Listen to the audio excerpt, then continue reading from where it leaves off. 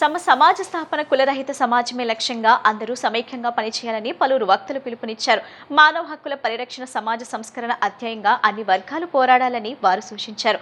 దేశ పురోగమనానికి ఆటంకంగా పరిణమించిన కులన్మాదాన్ని కూకటి వేలతో సహా నిర్మూలించాల్సిన అవసరం ఎంతైనా ఉందన్నారు.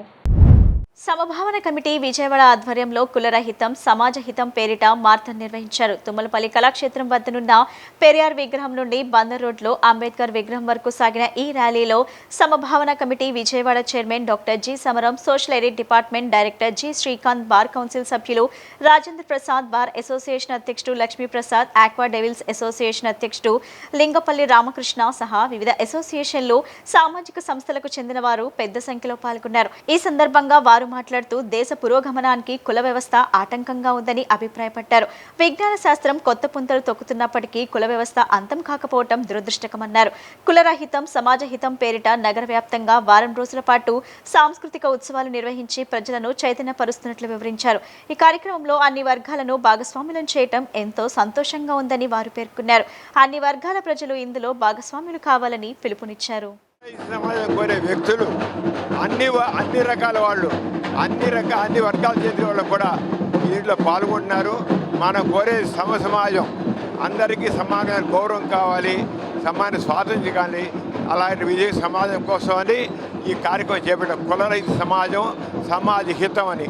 దీంట్లో డాక్టర్లు, ఇంజనీర్లు, వీళ్ళు సమాజంలో ఉన్న అన్ని వర్గాల వ్యక్తులు, అన్ని రకాల వ్యక్తులు కూడా పాల్గొన్నారు.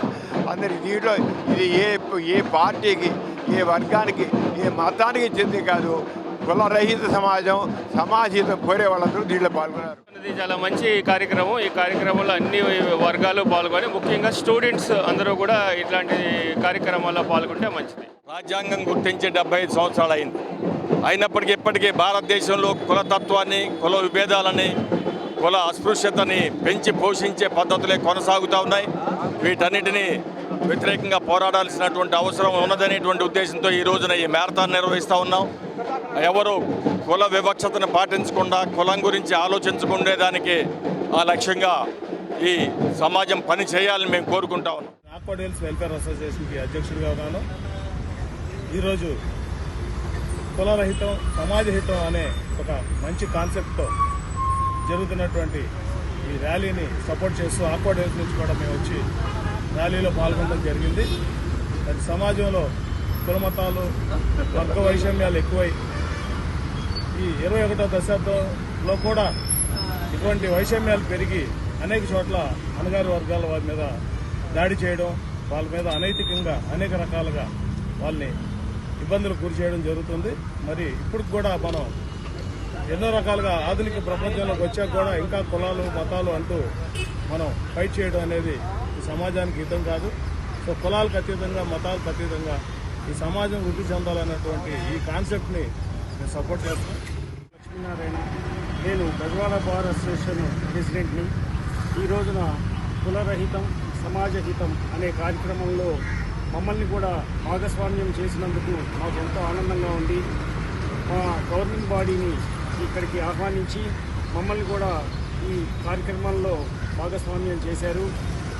ఇందాక రామకృష్ణ గారు చెప్పినట్టు ఎంతో ఇప్పుడున్న ఆధునిక సమాజంలో కూడా కులం, మతం అని రాకులాడుతున్నాము. ఇవన్నీ కూడా పోతేనే సమాజం అభివృద్ధిలోకి వస్తుందని, అలాగే ఇందాక సమరం గారు అందరూ కూడా అదే చెప్పారు.